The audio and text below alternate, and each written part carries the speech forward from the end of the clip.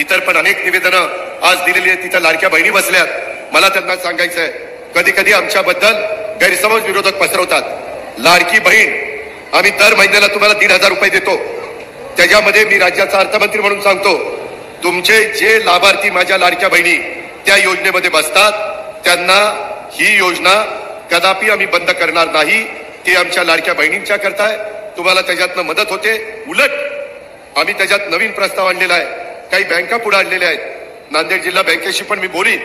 काही जिल्हा मध्यवर्ती सहकारी बँका चांगल्या आहेत. तिथं आमचे दर महिन्याला 1,500 रुपये त्या भगिनीला जातात. त्याच्याऐवजी त्या भगिनीला त्यांनी 30,000 ते 40,000 रुपये द्यायचे आणि हप्ता त्याच्यातनं त्यांचा जाईल.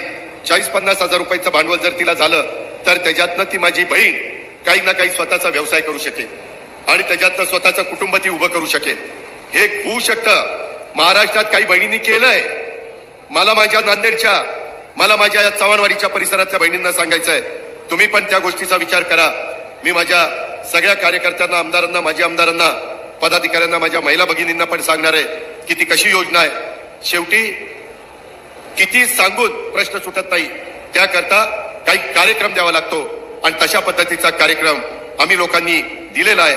त्याचं स्वागत करून आपण त्याचा फायदा घेतला पाहिजे. अशा प्रकारची माझी आपल्याला सगळ्यांना विनंती आहे.